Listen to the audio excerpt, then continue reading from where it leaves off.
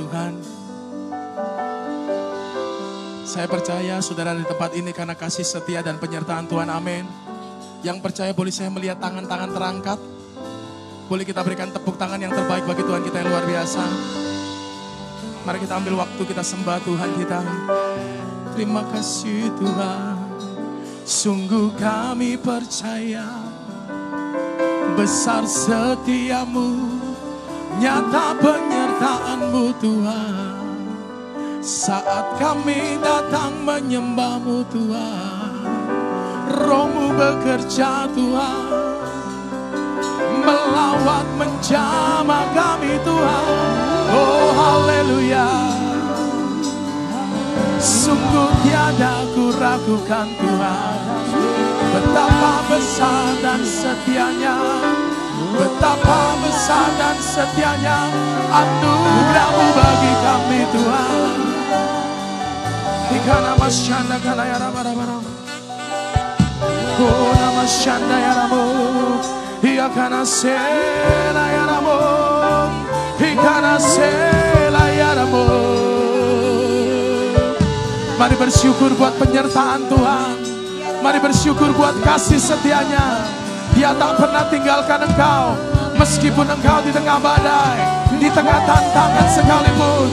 Dia Allah yang setia, Dia Allah yang baik.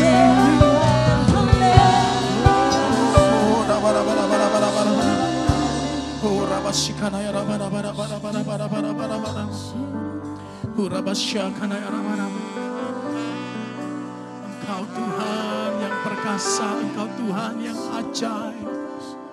Haleluya. Tiada pernah ku ragukan kasih setia-Mu ya Tuhan. Setiap waktu dalam hidupku tak pernah Kau tinggalkan. Meski langit tanpa surah, awan gelap pun menada, hadapi badai, lewati gelombang, tak pernah Kau tinggalkan diriku.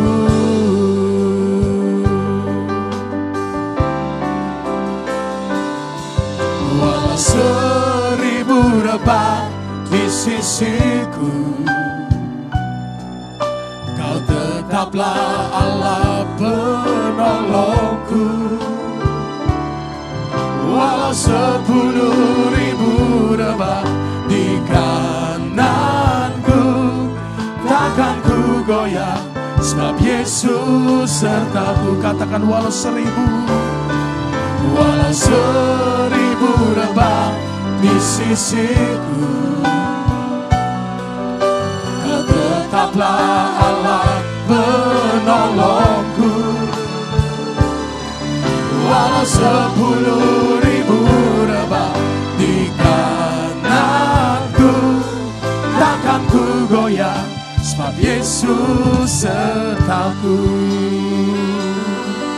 Mari angkat pujian ini dengan imanmu, lebih lagi berkata, tiada pernah ku ragukan kasih setia-Mu ya Tuhan. Setiap waktu dalam hidupku tak pernah Kau tinggalkan. Meski langit tanpa surah,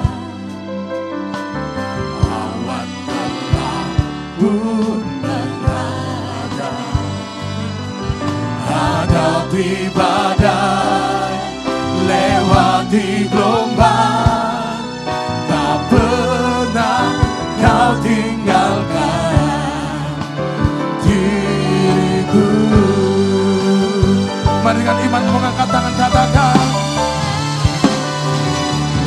1000 rebah di sisiku, Kau tetaplah Allah penolongku. Walau 10.000 rebah di tanganku, takkan ku goyah, sebab Yesus sertaku. Walau 1000 rebah di sisiku, Kau tetaplah Allah penolongku. Walau 10.000 rebah di kananku, takkan ku goyah, sebab Yesus. Ini nyanyian iman kami Tuhan. Walau 1000 rebah di sisiku, Kau tetaplah Allah penolongku. Walau 10.000 rebah di kananku, takkan ku goyah, sebab Yesus. Mari kita menyembah Tuhan. Oh haleluya. Sungguh kami percaya Tuhan, betapa sempurnanya penyertaan-Mu dalam hidup kami, betapa sempurnanya kasih-Mu dalam hidup kami. Kami tak akan pernah ragu, kami tak akan pernah gentar bila Engkau bersama kami.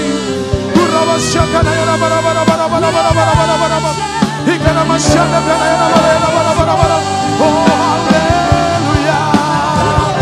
Engkau kekuatan kami Tuhan, Engkau perisai kami Tuhan, Kau perlindungan kami. Takkan kami goyah bersama-Mu, takkan kami gentar bila Engkau beserta kami. Ya Masela ya Rabo,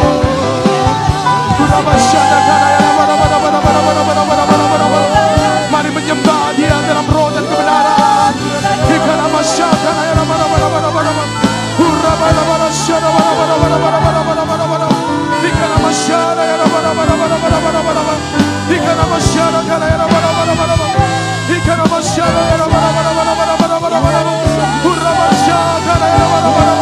Kami berkata, walau 1000 rebah di sisiku,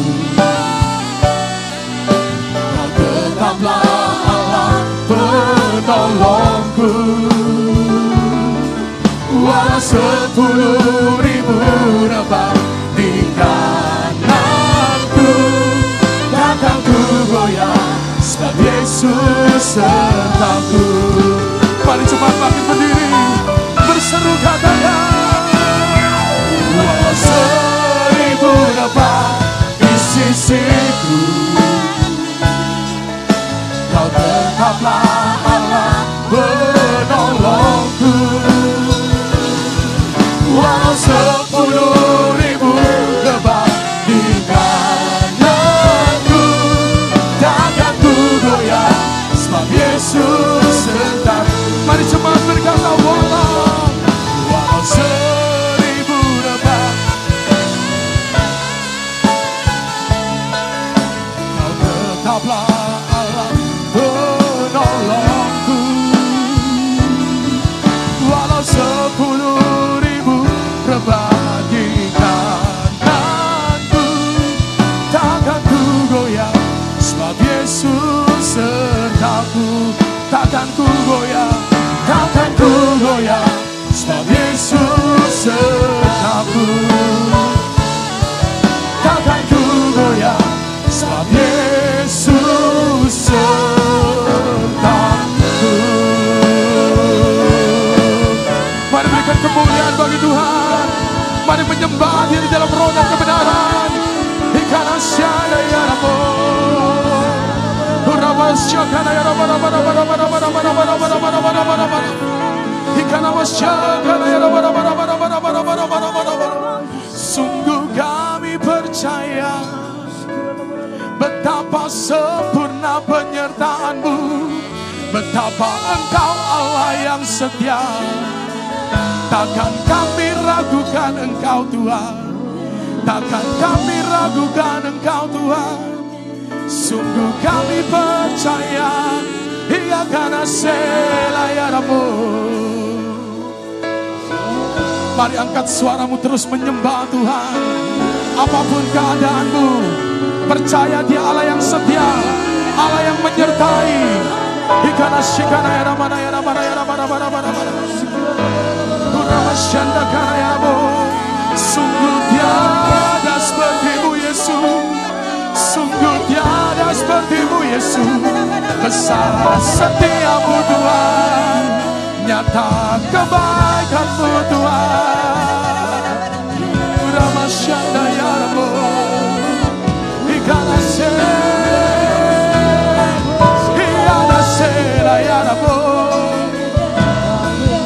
mari menyembah Dia di dalam roh dan kebenaran. Sikama selayaramu, kufakana sekana yarana.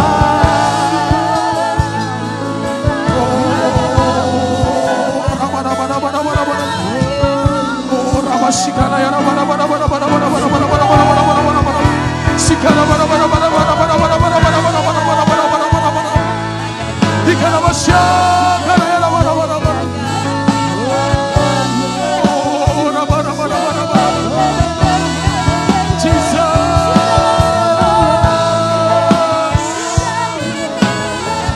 ada mujizat saat kau menyembah, ada pemulihan saat kau menyembah, ada kemenangan saat kau menyembah.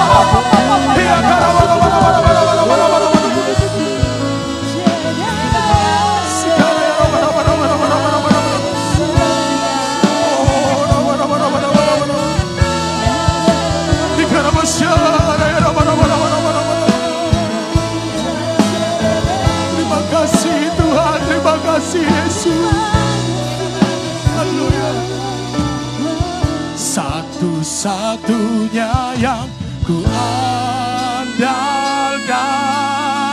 satu-satunya yang ku percaya,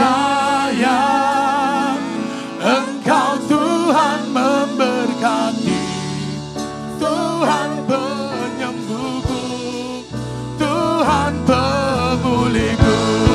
Katakan satu-satunya, satu-satunya yang ku andalkan, satu-satunya yang ku percaya.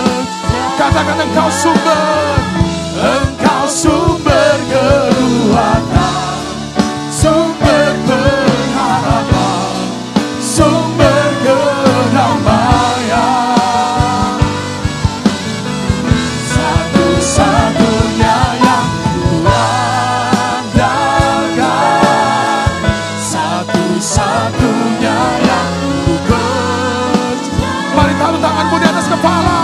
Engkau Tuhan memberkati, Tuhan penyembuhku, Tuhan pemulihku.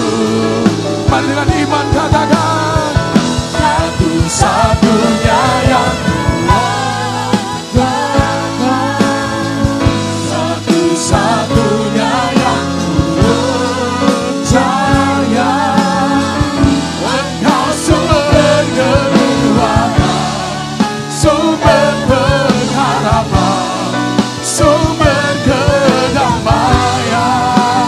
Oh, satu-satunya yang ku andalkan, satu-satunya yang ku percaya.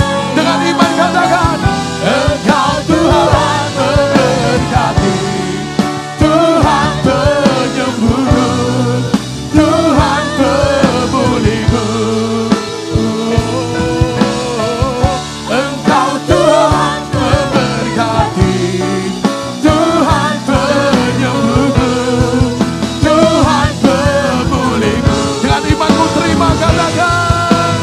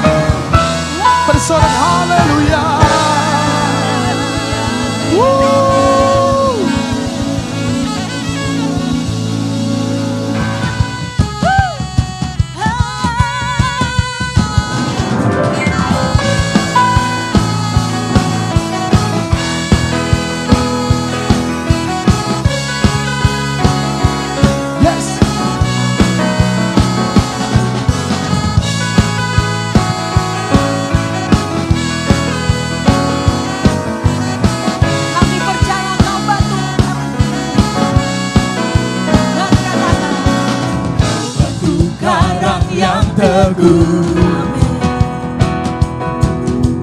Kota benteng dan perisaiku, yang menang kalahkan malu, pengamat yang bangkitkan hidup.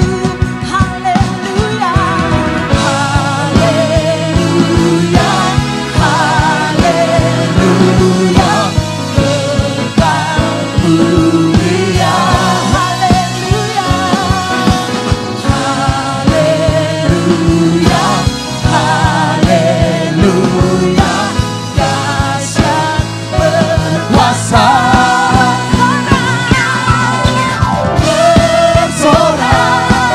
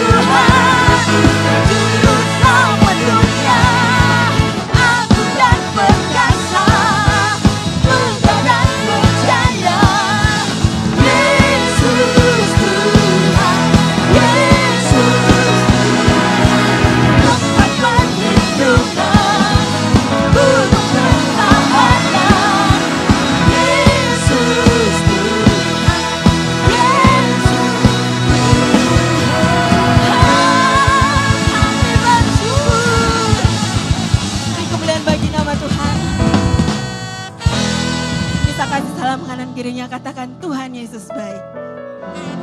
Boleh saya melihat tangan-tangan terangkat di tempat ini. Orang-orang yang mau menjadi hamba Tuhan yang setia, mau berjalan sesuai kehendak Tuhan.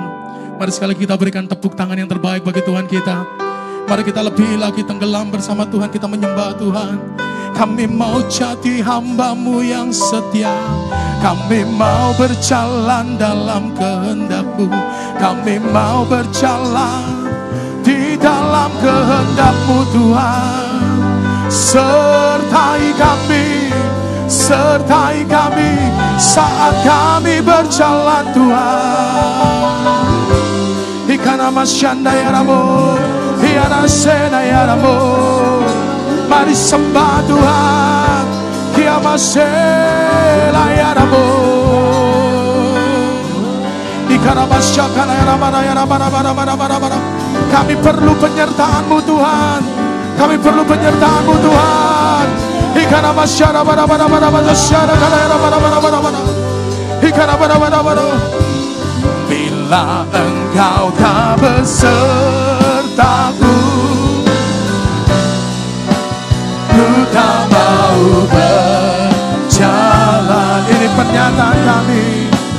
Ku perlu Tuhan, pimpin langkahku dengan kasih karunia-Mu. Pimpin langkah kami, pimpin langkahku setiap waktu.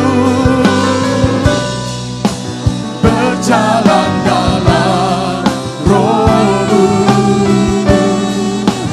nyatakan Tuhan kemuliaan-Mu, dan berjalanlah dengan-Mu. Mari cepat bangkit berdiri. Bila Engkau tak besertaku, ku tak mau berjalan.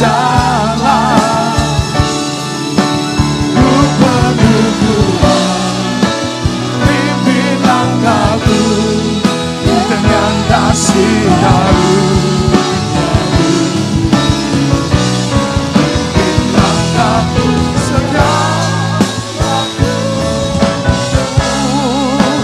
berjalan dalam Roh-Mu, nyatakan Tuhan kemuliaan-Mu, dan berjalanlah dengan-Mu. Nyatakan Tuhan kemuliaan-Mu, dan berjalanlah dengan-Mu. Nyatakan Tuhan kemuliaan-Mu, dan berjalanlah dengan-Mu. Haleluya. Kami perlu Engkau Tuhan, kami perlu Engkau Tuhan. Kami perlu Engkau Tuhan. Mari sembah Tuhan. Mari kita bangun keintiman kita dengan Tuhan. Mari kita naik ke gunung kudusnya Tuhan.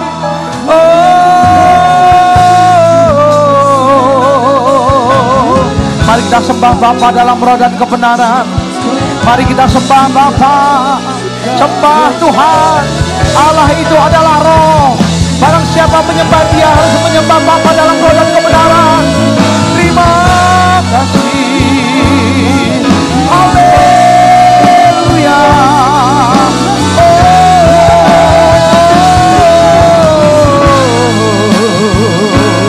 Haleluya.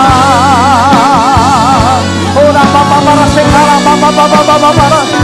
Ora Bapa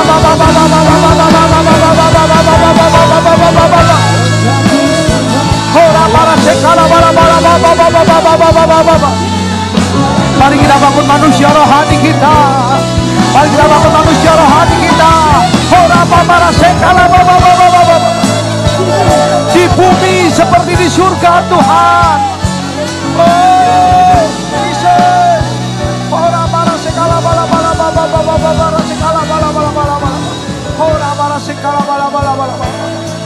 Oh Jesus, Engkau baik.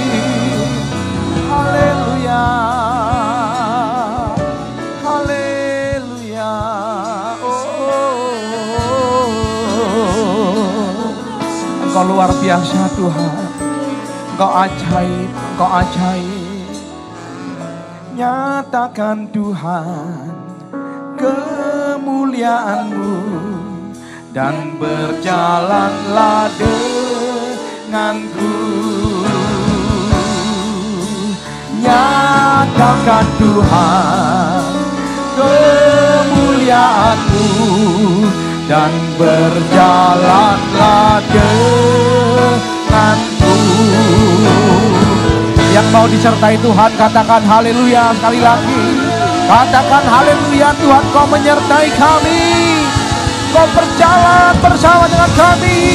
Kehendak-Mu yang jadi. Terima kasih Tuhan, terima kasih.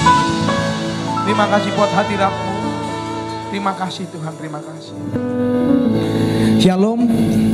Semua dalam keadaan baik. Yang keadaan baik sekali lagi boleh lambaikan tangan. Berikan kemuliaan buat Tuhan kita. Tuhan, saudara adalah jemaat yang luar biasa. Di luar hujan tetapi saudara tetap beribadah. Artinya jemaat apa? Anti air, saudara.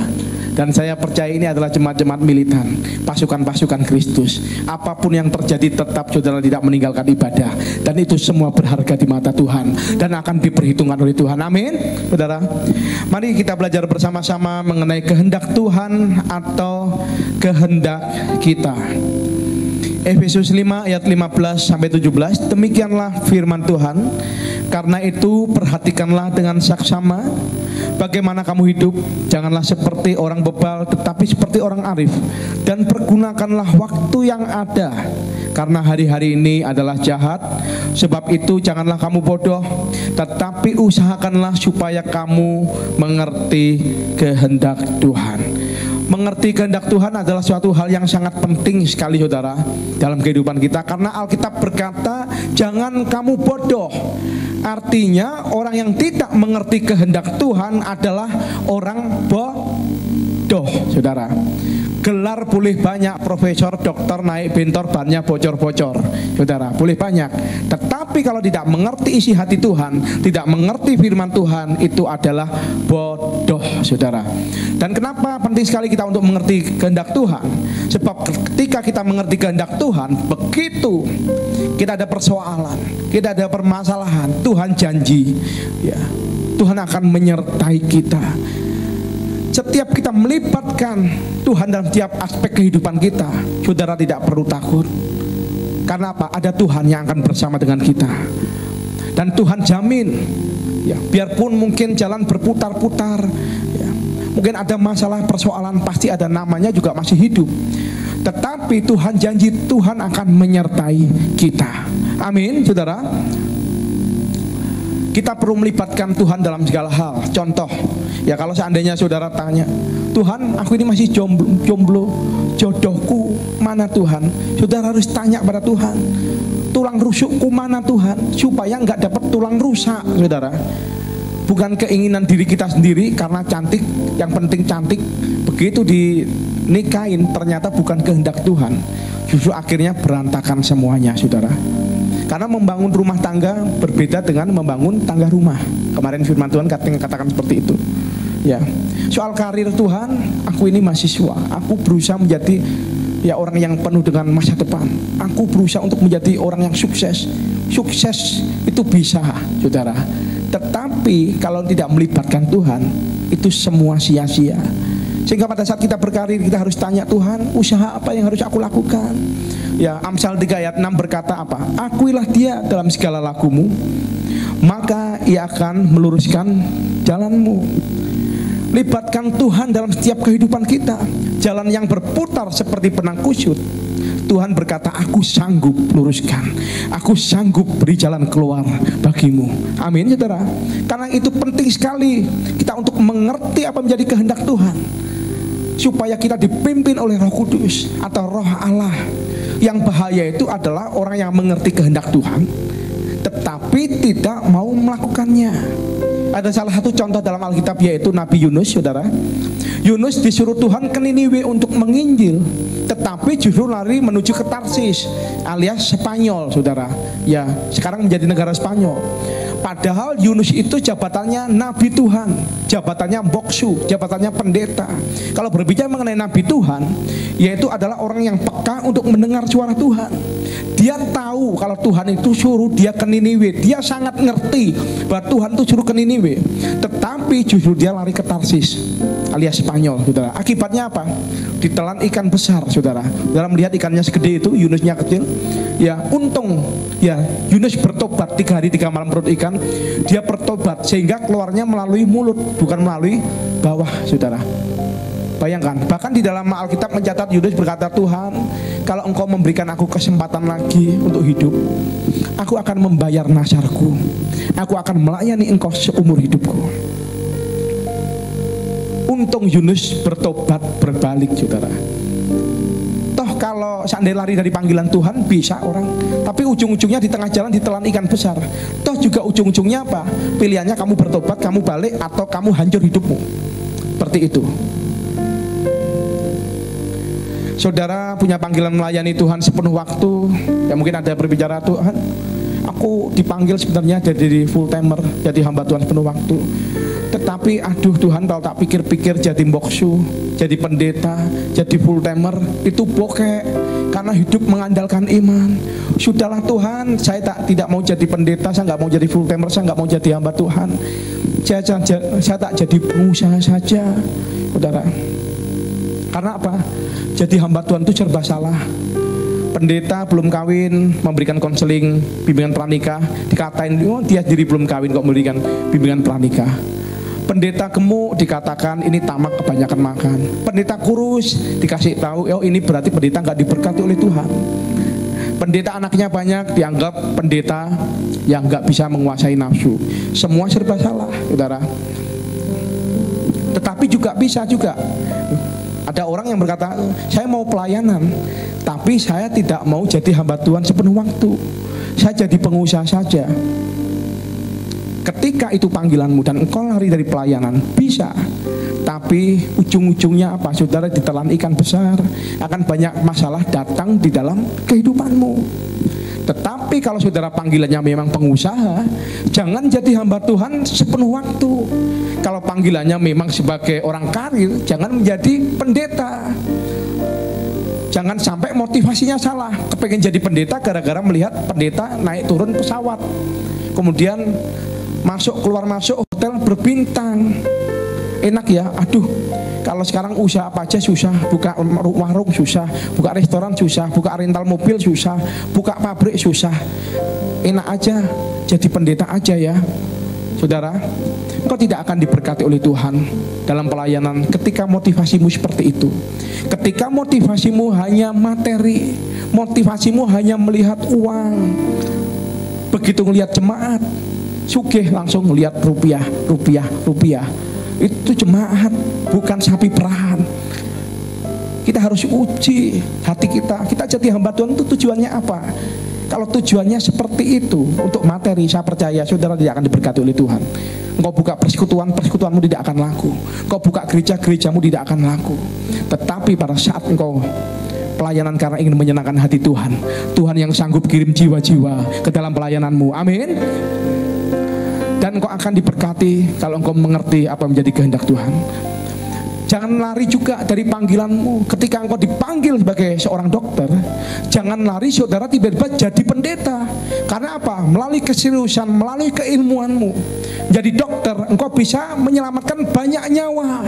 Banyak orang bisa engkau selamatkan. Tetapi kalau panggilanmu adalah pendeta, engkau jangan lari menjadi pengusaha. Yang kebangetan lagi jadi pendeta, mentalnya pengusaha. Itu yang bahaya saudara. Lebih baik jadi pengusaha berhati pendeta daripada pendeta berhati pengusaha. Lebih baik hidup untuk melayani Tuhan daripada melayani untuk hidup. Berbeda sekali, sama-sama tapi berbeda hasilnya saudara. Ketika engkau salah mengerti kehendak Tuhan, engkau akan mengalami sebuah kesulitan dalam kehidupan. Yang baik belum tentu idenya Tuhan, tetapi idenya Tuhan adalah yang terbaik. Amin, saudara. Kadang-kadang kita mempunyai ide-ide yang bagus sehingga ide-ide Tuhan sering dikalahkan. Engkau tidak menuruti ide Tuhan. Saudara harus membedakan mana kehendak kita dan mana kehendak Tuhan. Bedakan antara idenya kita dengan idenya Tuhan. Kalau berhasil jangan sombong. Kalau sudah tahu ini adalah kehendak Tuhan, saudara diberkati oleh Tuhan. Saudara harus tahu semua itu mendatangkan kebaikan dalam kehidupan kita. Kita diberkati untuk menjadi saluran berkat. Amin. Amin. Sehingga kita boleh berkata kepada Tuhan, semua karena anugerahnya diberikan kepada kita.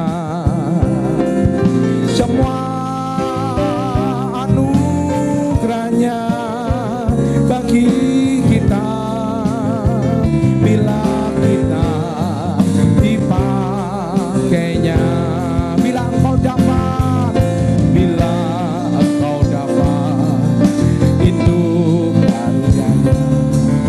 Bila engkau punya semua daripadanya, semua karena anugerahnya diberikan kepada kita. Semua anugerahnya bagi kita bila kita dipakainya. Amin. Kita boleh ada hingga hari ini semua karena anugerah Tuhan. Yang setuju katakan amin. Berikan tepuk tanganmu buat Tuhan. Haleluya. Dan kita penting sekali mengetahui apa yang menjadi kehendak Tuhan dalam kehidupan kita. Karena banyak orang yang tidak bisa membedakan. Kita belajar dari satu tokoh yang luar biasa dalam Alkitab, yaitu dalam Kisah Para Rasul 16. Saudara tahu Paulus, Rasul Paulus yang luar biasa, menulis bagian besar dari kitab Perjanjian Baru. Saudara, ternyata Paulus mengerti apa yang menjadi kehendak Tuhan. Pada waktu Paulus mempunyai keinginan untuk melayani di Asia Kecil, ingin memberitakan Injil di Asia Kecil, tiba-tiba di tengah perjalanan Roh Kudus intervensi. Tiba-tiba, loh, nggak boleh masuk Asia Kecil. Seolah-olah saat itu gimana ini? Padahal Asia Kecil dilihat secara pemandangan mata, ya siap untuk menerima Injil. Tetapi Roh Kudus intervensi dan kemudian diteguhkan juga melalui sebuah mimpi. Ya Paulus bermimpi orang Makedonia, jemaat Makedonia sedang melambai-lambaikan tangan. Makedonia sekarang adalah Eropa, saudara. Ya, Eropa. Melambai-lambaikan tangan. Paulus, Paulus, datanglah kemari, bantulah kami, bantulah kami. Melambai-lambaikan tangan. Akhirnya Paulus berkata, wah, ini berarti kehendak Tuhan. Ini sebuah tanda daripada Tuhan. Saya harus membatalkan yang di Asia Kecil, saya harus belok ke Eropa, ke Makedonia. Dan ternyata saudara, Makedonia dilawat oleh Tuhan luar biasa. Banyak orang dimenangkan. Dan bahkan raja-raja Eropa banyak yang bertobat oleh pelayanan Paulus. Saudara, karena apa? Paulus mengandalkan Tuhan. Berbeda sekali kalau seandainya Paulus saat itu ngotot ke Asia Kecil, saya yakin tidak akan diberkati. Tapi seolah-olah pada satu Asia Kecil rasanya pintu penginjilannya tertutup. Tetapi Tuhan sanggup bukakan pintu yang lain. Amin, saudara. Dan saya bersyukur buat gereja ini. Kita boleh melangkah nanti tanggal 7 November, tinggal berapa hari lagi. Ini adalah tahun yang ke-7 buat gereja di tempat ini. Itu semua karena anugerah Tuhan, semua karena kebaikan Tuhan. Kalau kita melihat, ya, mungkin rata-rata kalau gereja yang di Malang yang sudah besar-besar, jemaat di atas 500, itu mereka rata-rata udah generasi kedua ketiga. Mungkin di atas 200 udah generasi kedua atau ketiga. Tetapi Tuhan percayakan gereja ini jemaat kurang lebih 1100 dalam waktu 7 tahun. Dan ini masih generasi yang pertama. Dan saudara menjadi jemaat dari generasi yang pertama. Amin, saudara. Apakah Tuhan sanggup membuat yang lebih besar lagi? Sanggup.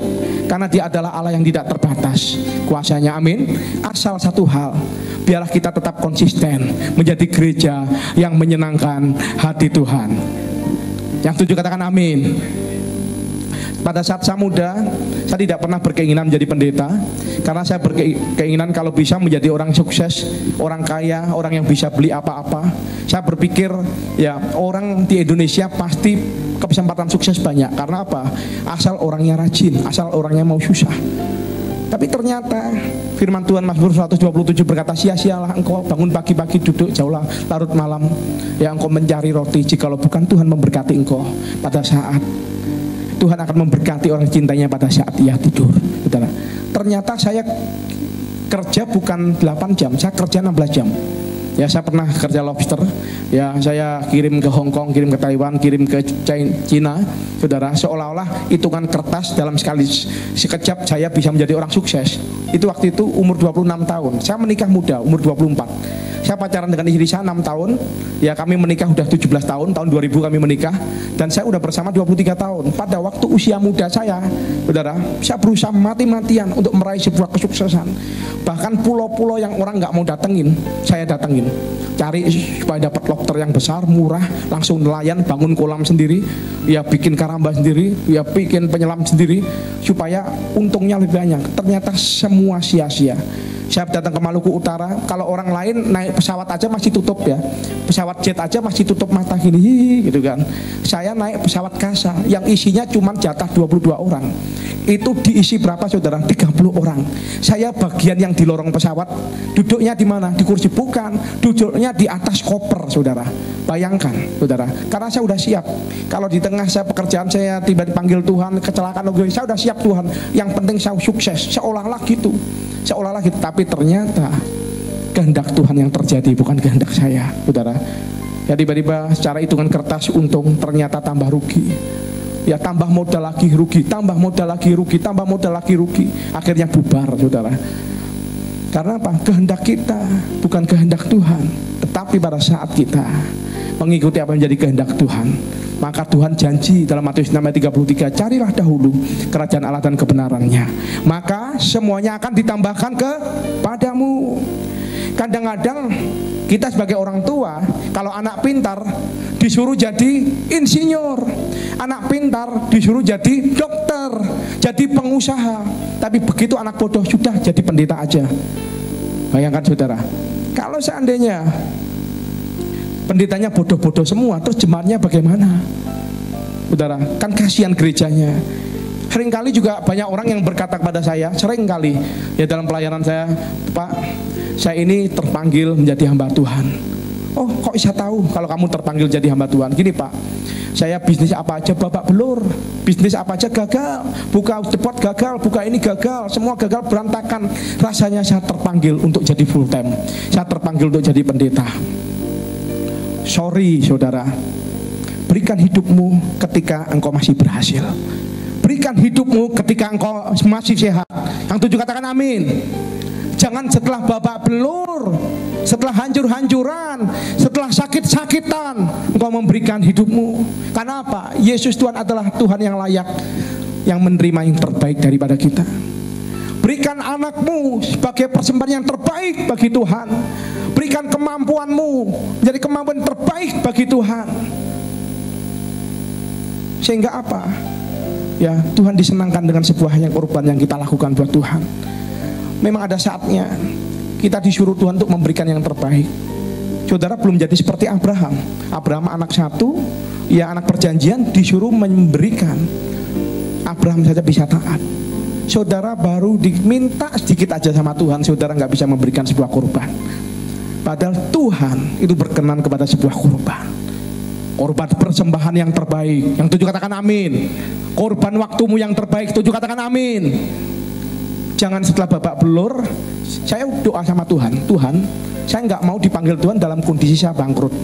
Saya nggak mau dipanggil Tuhan dalam kondisi saya sakit. Biar pada saat saya masih sehat, saya masih diberkati, saya merasakan kebaikan Tuhan, saya tetap melayani Tuhan. Tidak ada yang berubah dari kehidupan saya, saudara. Karena banyak orang yang apa? Yang setelah diberkati lupa. Pada waktu diproses oleh Tuhan, pada waktu masih miskin, pada waktu kena masalah, cari Tuhan setengah mati. Tapi begitu ya diberkati, mulai lupa.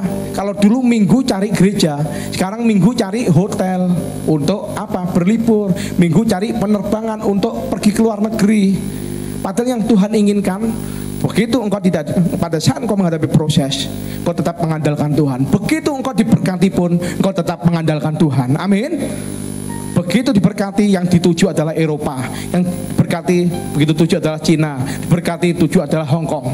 Lupa kepada apa? Tanah perjanjian, yaitu Israel, di mana Tuhan kita pernah menyatakan mujizat di tempat itu. Karena Alkitab berkata apa, saudara? Dalam Mazmur 122, ya berdoalah untuk kesejahteraan Yerusalem, biarlah orang-orang yang mencintaimu mendapat sentosa. Artinya apa? Saudara datang ke Israel, saudara datang ke tanah perjanjian, ya saudara akan mendapatkan janji-janji Tuhan dalam kehidupan saudara. Amin. Kalau kita melihat saudara sepupu kita, mereka yang bukan anak perjanjian, mereka pergi ke tanah perjanjiannya, mereka mati-matian loh. Mereka nabung puluhan tahun, sudah puluhan tahun masih ketipu lagi. Setelah itu di sana berangkatnya umur tua, setor nyawa lagi, mati di sana, saudara. Mereka tetap antusias, mereka tetap semangat. Sedangkan kita yang anak perjanjian, kita kadang-kadang menyepelekan yang namanya tanah perjanjian. Sehingga kalau bisa Israel itu menjadi nomor 2, nomor 3, saudara. Percayalah, pada waktu kita melangkah ke Israel, kita sedang melakukan sebuah tindakan iman. Kita pergi ke tanah perjanjian, dan saudara pulang akan membawa janji-janji Tuhan, akan digenapi dalam kehidupanmu. Itu juga katakan amin. Saudara, kalau saudara punya berkat lebih, saudara jangan lupakan tanah perjanjian. Kalau saudara punya berkat lebih, jangan justru pergi ke tempat yang aneh-aneh. Dahulukan saudara, pergilah ke Israel, pergilah ke tanah perjanjian. Kalau saudara belum ada berkat, saudara bernasarah pada Tuhan. Tuhan, kalau aku Engkau berkati, aku janji Tuhan, yang pertama kali aku akan pergi ke tanah perjanjian. Amin. Terjadilah sesuai dengan imanmu. Kadang kita ini memikirkan apa yang terbaik untuk diri kita, tetapi ada satu titik di mana rencana kita, ambisi kita harus ditaruh supaya rencana Tuhan yang terindah terjadi dalam kehidupan kita. Amin. Tapi kebanyakan banyak orang yang mencari kehendak Tuhan seperti apa, teka-teki silang, saudara. Banyak yang bingung, saudara. Ya, Tuhan, ini kalau aku beli mobil, ya aku bisanya beli mobil bekas. Warna apa ya Tuhan? Kalau saya di lampu merah, hijau, beli hijau. Kalau ternyata lampunya merah, merah mobilnya. Kalau kuning, mobilnya kuning. Tetapi begitu saudara di perempatan, ternyata lampu merahnya mati, akhirnya batal. Bahkan juga ada yang jomblo, ya jomblo yang Tuhan berikan aku jodoh besok pagi. Kalau ada wanita yang pertama kali kutemui di sekolah, di kampus, itulah tulang rusukku Tuhan, itulah jodohku. Biasanya kalau yang datang pagi orangnya rajin, cantik dan sebagainya, paketnya lengkap. Begitu saudara datang ke sekolah, yang datang Mbok Gina penjual soto di depan, saudara. Itulah jodoh saudara. Masa seperti itu? Ya, kehendak Tuhan itu sih bukan kehendak Tuhan dipas-paskan, memaksa keinginan kita. Kita akan mengerti kehendak Tuhan asal kita apa? Belajar untuk taat, belajar untuk mendengar, banyak baca Alkitab. Tuhan, aku mau taat, aku mau ikut kehendak-Mu. Pasti Tuhan akan tunjukkan tanda-tanda dalam kehidupan kita, saudara. Amin, saudara. Contohnya gini lah, gimana sih kehendak Tuhan? Gini loh saudara. Saudara kalau udah punya anak, ya bayangkan aja punya anak lah ya. Ini kan banyak anak muda, bayangkan aja punya anak. Kalau anak saudara masih SD, saudara akan berbicara mengenai level dia SD, bagaimana memperkatakan supaya dia ngerti tentang pembicaraan kita, mengenai kehendak kita. Anak saudara SMA, saudara juga akan memberikan tanda-tanda bagaimana mengajak bicara dengan bahasa yang mudah dimengerti oleh level anak SMA, saudara. Begitupun juga dengan Tuhan. Mungkin saudara dalam arti tidak terlalu rohani-rohani amat, tidak terlalu mengerti Alkitab, tetapi Tuhan akan menunjukkan jalan, berbicara mengenai apa, bagaimana yang bahasa bisa dimengerti. Mungkin engkau sekolahmu tidak tinggi, tetapi yang Tuhan inginkan adalah sebuah ketaatan. Dan ada sebuah kunci, yaitu orang yang mau melakukan kehendak Tuhanlah yang akan mengetahui kehendaknya. Lakukan dulu kehendak Tuhan. Beribadah di hari Minggu kehendak Tuhan atau enggak? Kehendak Tuhan atau enggak? Halo, jemaat Sisbelin, kehendak Tuhan. Biarpun hujan tetap harus ibadah enggak? Tetap harus ibadah. Itu adalah kita melakukan kehendak Tuhan.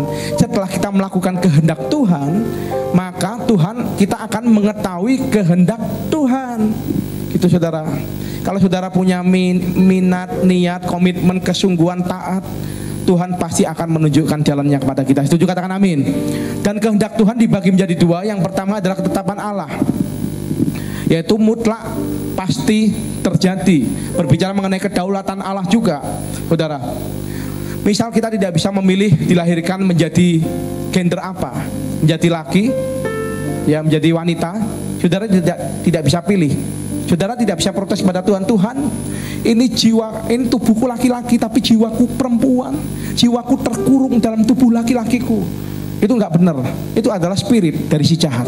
Saudara harus patahkan, ditengking di dalam nama Tuhan Yesus. Amin. Kalau tiba-tiba jiwa tubuh saudara perempuan, tiba-tiba Tuhan, tubuhku perempuan tapi jiwaku laki-laki, ya, saudara juga harus patahkan, dilawan di dalam nama Tuhan Yesus. Hai iblis, engkaunya dalam nama Tuhan Yesus harus dilawan, saudara. Kita harus ngerti kedaulatan Tuhan atas hidup kita, gender. Kemudian berbicara mengenai suku, saudara dilahirkan suku Tionghoa, suku Batak, suku Jawa, suku Ambon, itu ada kedaulatan Tuhan. Kemudian berbicara mengenai keluarga, saudara tidak bisa nawar Tuhan. Tuhan, aku kok dilahirkan dalam keluarga Mbok Gina, Mbok Kinten, ya Pak Ijo, Pak ini, ya. Kok kenapa nggak dilahirkan dalam keluarga Donald Trump sehingga aku keturunan presiden Amerika? Nggak bisa, saudara. Itu adalah kedaulatan Tuhan, ketetapan Allah yang tidak bisa kita langgar. Tetapi kalau terjadi sebuah kedaulatan Tuhan atas hidup kita, lakukan apa? Kita mengucap syukur. Syukuri saja. Seperti Tuhan Yesus pernah berdoa di Taman Getsemani, berkata, Bapa, kalau boleh biarlah cawan ini berlalu daripadaku. Karena apa? Tuhan Yesus 100% adalah manusia, tetapi juga 100% adalah Allah, sehingga merasakan ketakutan yang dialami manusia. Tetapi Tuhan berkata, tetapi kehendakmu yang jadi. Artinya mengembalikan kepada kehendak Tuhan. Terus yang kedua adalah keinginan Allah, saudara. Dibagi kehendak Tuhan dibagi menjadi dua, ketetapan Allah dan keinginan Allah. Sifatnya relatif, saudara. Relatif itu artinya apa? Bisa terjadi, bisa tidak. Keinginan Allah, Tuhan sih inginnya kita semua masuk surga. Tetapi Tuhan juga tidak bisa memaksakan. Karena apa? Kedaulatan Allah bukan 100%. Sini, ini adalah keinginan Tuhan. Karena apa? Juga melibatkan kehendak manusia, kehendak bebas dari manusia. Karena manusia diciptakan bukan seperti robot yang harus diatur kanan kiri bisa. Manusia diciptakan juga dengan sebuah kehendak bebas. Memang Alkitab berkata, ya Mazmur 90, manusia hidup 70 tahun, kalau kuat 80 tahun. Itu kan firman Tuhan kan. Tuhan sih inginnya saudara umur panjang, sehat, 70 tahun, 80 tahun. Tetapi kalau tiba-tiba di tengah perjalanan saudara potong urat nadi saudara, kira-kira mati enggak? Mati dalam 1 jam. Berarti kan kehendak Tuhan, keinginan Allah tidak terjadi. Karena apa? Saudara diberi kebebasan, saudara potong urat nadi saudara dan akhirnya mati. Saudara, tiba-tiba aku ini kan ditentukan umur 70-80 tahun. Kalau gitu aku akan terjun ke lantai 13, dari lantai 13, dan aku nanti akan buka baju jadi Superman, nggak akan mungkin mati. Saudara coba, pasti saudara mati. Karena berbicara mengenai hukum gravitasi. Hukum gravitasi adalah hukum yang tidak boleh dilawan. Tuhan Yesus pun pada waktu dicoba iblis, waktu iblis berkata, jatuhkanlah dirimu, maka malaikat akan menopangmu. Tuhan Yesus ngerti, jangan dilawan. Ini kan melawan hukum gravitasi, ya. Jadi kadang-kadang daripada kita, ya, banyak yang gagal karena apa? Kehendak bebas kita gunakan secara sembarangan, ya pasti mati. Kalau saudara yang masih muda, yang mahasiswa, yang sedang dalam arti bingung untuk memilih pasangan hidup, saudara, kalau saudara jatuh cinta pada orang seiman, boleh nggak? Boleh. Tetapi ya dilihat dulu. Yang pertama ada pertama seiman, oh boleh. Tapi kalau orang tidak seiman, no. Tapi kalau saudara tabrak, bisa nggak? Pak, saya mau menikah dengan si itu, beda agama. Saudara tabrak, bisa tetap menikah. Tetapi risiko ditanggung penumpang. Saudara bisa babak belur. Karena apa? Berbeda suku aja memerlukan proses penyesuaian. Berbeda tingkat pendidikan, ya perlu penyesuaian. Padahal namanya orang menikah itu mempersempit perbedaan, memperkecil perbedaan. Begitu saudara menikah dengan orang tidak seiman, itu artinya saudara memperbesar perbedaan tersebut. Saudara menikah, memperkecil umur, terpautnya jangan jauh-jauh lah. Ya nanti yang laki sudah kakek-kakek, ya yang cewek masih 17 tahun. Itu berarti masalah pasti. Memperkecil perbedaan. Yang laki ya dalam arti wajahnya nilainya 4. Ya, yang perempuan nilainya wajahnya 9 atau 10. Pasti ke depan juga masalah juga. Karena prinsip orang menikah adalah memperkecil perbedaan. Tetapi banyak orang yang ke Tuhan itu ya bukan lapor, bukan minta izin, tetapi lapor. Saudara harus bisa membedakan mengenai minta izin dan lapor. Banyak orang yang berdoa, Tuhan ya berkati usahaku, ya Tuhan berkati, cuman Tuhan dikasih laporan aja, bukan minta izin. Kalau minta izin kan menunggu waktu Tuhan. Tuhan, aku ini mau melangkah, mau membuka usaha ini, Tuhan coba kasih tanda ya Tuhan, kasih tanda, itu baru minta izin. Tapi kalau lapor sudah buka duluan, Tuhan disuruh untuk memberkati, Tuhan cuma disuruh dijadikan tukang stempel. Risiko ditanggung penumpang, saudara. Saudara kan cuma lapor, saudara nggak minta izin sama Tuhan. Ya, dua hal yang harus kita ketahui adalah yang pertama adalah ketetapan Allah yang kita tidak bisa ganggu gugat, tidak bisa kita rubah. Yang kedua, sebagian kita banyak di hal yang kedua ini, yaitu keinginan Allah yang melibatkan sebuah tanggung jawab kita, saudara.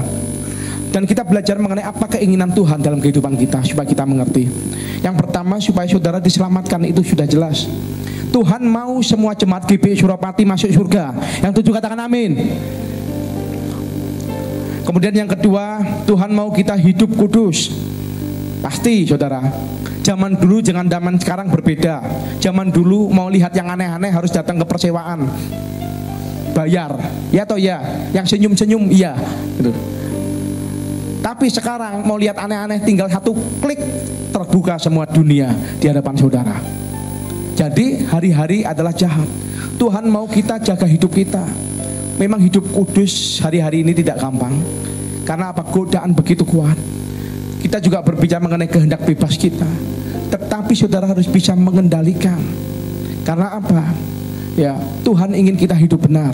Tuhan ingin kita hidup kudus. Yang ketiga, yang Tuhan inginkan dalam kehidupan kita adalah karakter kita. Roma 8 ayat 29. Sebab semua orang yang dipilihnya, dari semua mereka juga ditentukannya dari semula untuk menjadi serupa dengan gambaran anaknya, supaya ia anaknya yang menjadi sulung di antara banyak saudara. Yang pertama, Tuhan mau kita selamat.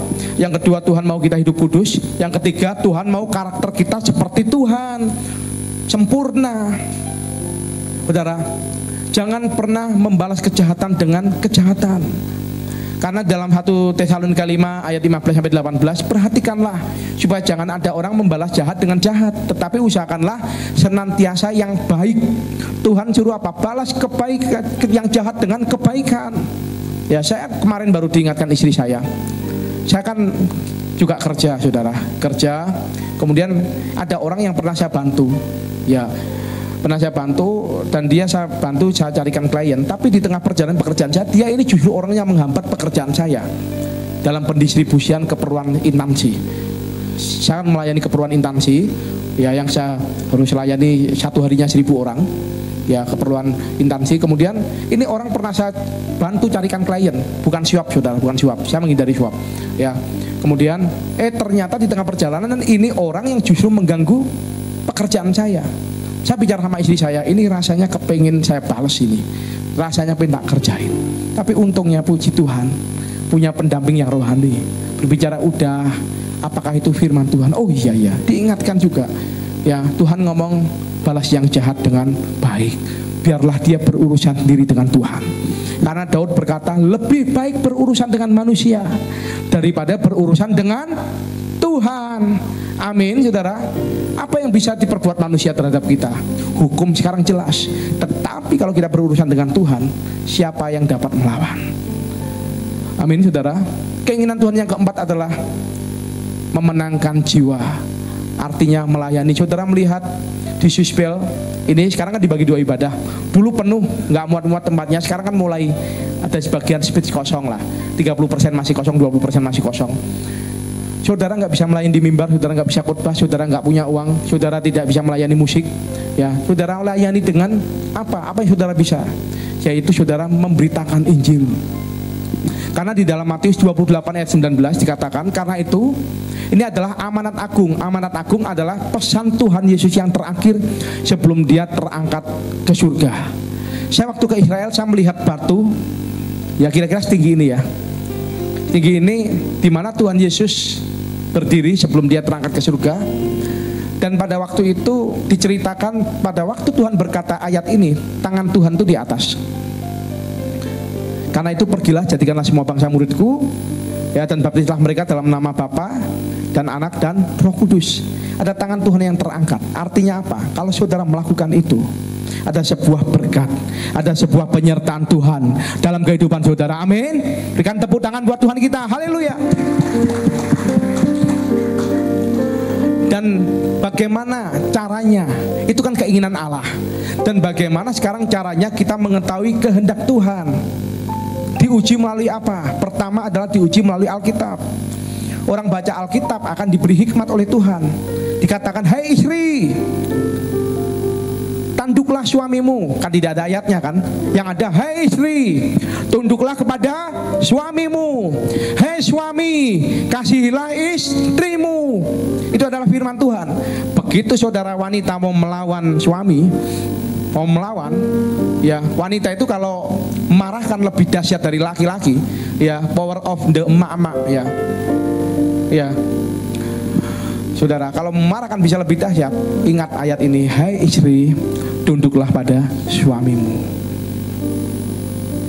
Kemudian kita mau berbuat jahat kepada istri, "Hai suami, kasihilah istrimu." Kita taunya dari mana? Kalau enggak dari surat cinta Tuhan, yaitu firman Tuhan atau Alkitab.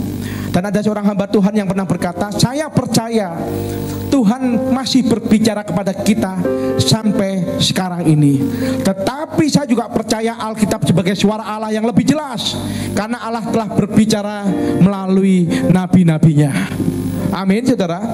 Di dalam Roma 12 ayat 2 dikatakan, "Janganlah kamu menjadi serupa dengan dunia ini, tetapi berubahlah oleh pembaruan budimu, sehingga kamu dapat membedakan manakah kehendak Allah, apa yang baik, yang berkenan kepada Allah, dan yang sempurna." Orang yang baca Alkitab pasti buahnya baik, saudara. Saya nggak yakin orang-orang yang sukanya ngeroh itu suka baca Alkitab. Saya nggak yakin. Selama 7 tahun ya penggembalaan ini, Tuhan ajar kepada saya, orang yang kelihatannya ngeroh, ngomongnya ngeroh, belum tentu dia rohani. Apa? Spiritnya bisa spirit pleki. Ya kalau pendoa ngerti. Artinya spirit yang karepe dhewe. Ya, suka memberontak kepada pimpinan, suka memberontak kepada atasan, dan senjatanya selalu ngomong, "Tuhan ngomong, Tuhan ngomong." Tetapi begitu ditanya ayatnya di mana, nggak bisa kasih lihat, saudara. Patokannya seperti itu. Dan kadang kalau orang ngeroh, udah terbang tinggi ngeroh, lupa kakinya nggak nginjak bumi. Tahu ya maksud saudara ya? Jadi lupa turun-turun, saudara, sehingga diawang-awang terus. Tapi saya percaya kalau orang mengerti sebuah kebenaran, ya pasti menghasilkan sebuah buah-buah roh. Amin. Yang setuju katakan amin. Kalau saudara buka restoran, bukalah restoran yang baik, yang rasanya enak, sehingga engkau diberkati oleh Tuhan, banyak pengunjung yang datang. Jangan seolah-olah dibingkis dengan kafe rohani. Ini tak kasih pemain musik rohani, tak kasih lagu-lagu rohani supaya diberkati Tuhan. Itu baik, tapi kalau rasa masakannya nggak enak ya podoai. Sama aja, restoranmu nggak akan laku, nggak akan diberkati oleh Tuhan. Tetapi lebih baik engkau masaklah dengan sukacita, masaklah dengan baik, ya rasakan, masaklah dengan rasa yang enak, sehingga apa, banyak pengunjung yang merasa nyaman di restoranmu. Dan kemudian sebagai tanda juga adalah keadaan, yang kedua adalah keadaan. Kita harus melihat kesempatan apa yang terbuka. Kalau Tuhan sudah kasih tanda-tanda kesempatan yang harus diambil, saudara harus peka, harus melihat. Saudara ngerti burung Raja Wali? Burung Raja Wali berbeda dengan burung emprit, burung pipit. Ya, burung pipit untuk terbang tinggi, dia tidak melihat arah angin. Dia akan mengepak-ngepakkan sayapnya yang kecil, gitu kan, saudara. Tapi dia nggak akan bisa terbang tinggi. Tetapi burung Raja Wali, Saudara, dia kalau mau terbang, dia melihat arah angin. Arah anginnya kemana? Begitu dia melihat arah angin, dia tinggal mengangkat sayapnya dan dia mengikuti angin itu kemana, dan dia akan dibawa terbang tinggi. Amin. Itu sebuah tanda dari hal-hal yang kita harus uji. Tuhan kesempatan terbuka. Tahun-tahun yang lalu kan banyak orang sukses buka perumahan, properti. Memang tandanya jelas. Ini berarti kesempatan terbuka, diambil. Tetapi tahun-tahun ini properti yang di atas 1M pasti sepi. Apa tanda-tandanya? Saudara harus melihat apa yang peluang-peluangnya. Ada kesempatan yang terbuka yang Tuhan tunjukkan, kita harus ambil. Jangan, Pak, ada kesempatan terbuka, Pak. Apa. Jadi agen judi. Luar biasa sekali. Jemaat GBI Suropati jadi agen judi. Ya, saudara, itu mah bukan jadi berkat, jadi batu sandungan, saudara. Ya. Hal yang ketiga yang harus kita uji adalah kita belajar untuk mendengarkan nasihat orang lain. Dengarkan nasihat artinya cari orang yang lebih rohani, yang mengerti. Orang pernah bermasalah-masalah rumah tangga, ya, pasti dia akan mengetahui, paling ceritanya gini-gini aja. Saudara ada masalah rumah tangga, tanya kepada orang yang nggak ngerti masalah rumah tangga, ya jawabannya 0, cuman jawabannya teori aja tapi nggak mengalami. Saudara tanya kepada orang yang pernah bermasalah-masalah kesehatan, saudara bermasalah kesehatan, saudara akan mendapatkan sebuah jawaban. Dia akan berkata, dulu aku juga mengalami kanker seperti kamu, tetapi aku dengan iman aku disembuhkan oleh Tuhan. Apa sih kuncinya? Banyak memuji, banyak menyembah, banyak baca Alkitab, dan banyak menabur. Loh, kok menabur? Iya, karena di dalam Mazmur 41 katakan, ya diberkatilah orang-orang yang memperhatikan orang lemah, diranjangnya akan disembuhkan dari sakitnya. Itu berbicara mengenai sebuah tindakan iman. Belajar seperti itu. Tanya kepada orang yang ngerti, yang lebih rohani. Ya seperti Musa meminta nasihat kepada Yitro. Yitro itu siapa? Mertua dari Musa, saudara. Musa itu kan orang sibuk. Dia memimpin orang yang segitu banyaknya. Saudara, ya gereja ini puji Tuhan, jemaat sudah di atas 1100 ya. Kalau hari per hari, kalau kita nggak pintar membagi waktu, kita aja kewalahan. Apalagi Musa membawa bangsa Israel di tengah padang gurun, dan semua masalah itu ditangani oleh Musa, sehingga Yitro mertuanya mau ketemu Musa susahnya minta ampun. Mertuanya aja susah. Kenapa? Musa dari pagi kembali ke pagi, dari pagi kembali ke malam. Ibaratnya apa? Karena semua ditangani semua. Israel lagi sakit perut diurusin Musa. Ada bangsa Israel lagi banyak semut di rumahnya, tanya kepada Musa. Ya. Terus kucingnya sakit, tanya kepada Musa. Akhirnya Yitro ngomong, Musa, kamu ini kalau seperti gini kamu akan capek dan kamu akan kelelahan. Tidak baik caramu seperti ini. Sekarang dengarkan nasihat dariku, ya. Yitro berkata, buatlah pemimpin atas 10 orang, buatlah pemimpin atas 50 orang, buatlah pemimpin atas 100 orang, buatlah pemimpin atas 1000 orang. Dan yang datang kepada engkau hanya yang 1000 orang ini, yang pemimpin 1000 orang yang tidak bisa menemukan sebuah jawaban permasalahan. 10 ada masalah, nggak bisa menemukan jawaban, datanglah ke pemimpin 50. Pemimpin 50 nggak bisa menemukan jawaban, datanglah ke pemimpin 100. Pemimpin 100 nggak bisa menemukan jawaban, datanglah ke pemimpin 1000. Baru pemimpin 1000 nggak bisa menemukan jawaban, baru datanglah ke Musa. Saudara, ini berbicara mengenai sebuah manajemen. Zaman dulu manajemen, gereja pun juga perlu di manajemen. Gereja ada organisasi, juga ada organisme, saudara. Berapa kali kita skorsing pemusik gara-gara terlambat? Berapa kali kita skorsing pemusik gara-gara dia melakukan sebuah tindakan-tindakan di luar kepatutan? Berapa kali kita skorsing pekerja yang lain juga karena tidak datang doa pekerja? Ada aturan mainnya. Gereja yang sehat ada organisasi dan organisme, saudara. Jadi tidak asal-asalan saja memimpin, ada aturan mainnya, saudara. Kemudian tanda yang keempat adalah pada waktu saudara melakukan itu ada damai di hati. Karena dalam Kolose 3 ayat 15, hendaklah damai sejahtera Kristus memerintah dalam hatimu, karena untuk itulah kamu telah dipanggil menjadi satu tubuh, dan bersyukurlah. Kata memerintah dalam Yunani itu artinya menjadi wasit. Wasit itu adalah yang mengatur dalam pertandingan, dia yang menentukan aturan main yang tidak boleh dilanggar. Salah satu yang menunjukkan keputusan kita adalah benar pada waktu kita melakukan sesuatu adalah ada damai sejahtera dalam hati kita sebagai keputusan yang terakhir. Jangan berbicara gini, Pak, saya menikah 2 kali damai sejahtera, Pak. Diuji, itu bukan damai sejahtera. Ya. Anak Tuhan tidak menjadi batu sandungan, anak Tuhan menjadi berkat.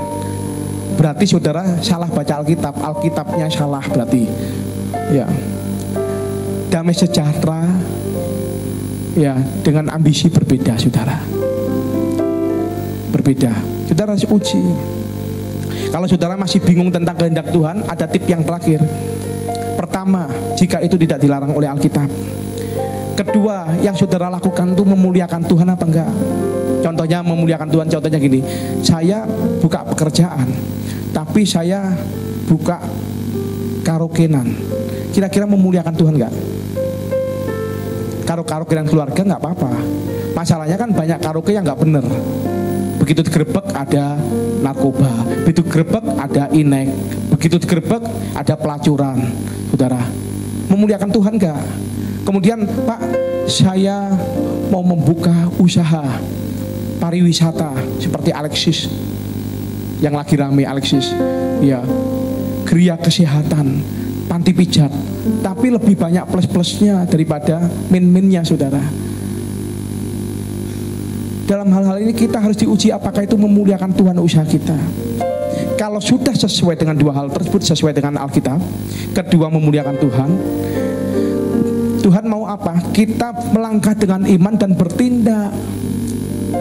Ada orang yang mau mempunyai usaha cuman mimpi, saya nanti akan buka ini, tapi ngomong tok, enggak melakukan, tidak bertindak. Itu artinya apa? Tidak melangkah dengan iman. Petrus tidak akan melihat mujizat terjadi kalau Petrus tidak melangkah keluar dari perahu dan dia berjalan di atas air. Petrus tidak akan mengalami berjalan di atas air kalau dia tidak melangkah keluar dari perahu tersebut. Begitupun juga dengan saudara membangun sebuah usaha, harus ada sebuah tindakan iman. Kemudian Tuhan izinkan, hargai, Tuhan akan izinkan atau hargai pilihan dan keputusan kita. Asal satu, libatkan Tuhan dalam setiap langkah kita, maka engkau akan menerima mujizat di dalam kehidupanmu. Amin. Apalagi tahun ini adalah mujizat penuaian. Kalau berbicara mengenai mujizat adalah perkara yang tidak bisa dilakukan oleh manusia, yang hanya bisa dilakukan oleh Allah. Yang 7 katakan amin. Ketika engkau tidak hanya tahu kehendak Tuhan, tetapi engkau melakukan kehendak Tuhan, maka engkau akan muncul sebagai pemenang. Karena apa? Engkau berjalan di tracknya Tuhan. Berikan kemuliaan buat Tuhan kita. Sekali lagi, mari saya undang para pelayan perjamuan kudus. Kita akan melakukan perjamuan kudus. Kita akan akhiri ibadah pada malam hari ini. Kiranya Kau memberkati aku berlimpah-limpah dan memperluas daerahku, dan kiranya tangan-Mu menyertai aku dan melindungi aku daripada malapetaka, sehingga kesakitan tidak menimpa aku. Mari kita katakan, kiranya Engkau memberkati aku berlimpah-limpah dan memperluas daerahku, dan kiranya tangan-Mu, dan kiranya tangan-Mu menyertai aku dan melindungi aku. Dalam nama Tuhan Yesus, terima daripada malapetaka, sehingga kesakitan tidak menimpa kesakitan tidak menimpa aku, sehingga kesakitan tidak menimpa aku. Yang percaya doamu jawab oleh Tuhan, katakan haleluya. Katakan haleluya. Terima kasih Tuhan, terima kasih. Arahkan hati saudara kepada Tuhan, angkat kedua tangan saudara. Sekarang terimalah berkat kasih karunia berlimpah daripada Allah Bapa melalui Anak yang tunggal. Persekutuan indah dan manis dengan Roh Kudus yang menyertai kita dari hari ini sampai Maranatha. Tuhan Yesus datang untuk dua kalinya menjemput kita di dalam permainan, bahkan sampai selama-lamanya. Yang percaya sama-sama katakan amin. Tuhan Yesus memberkati saudara berlimpah-limpah. Selamat hari Minggu.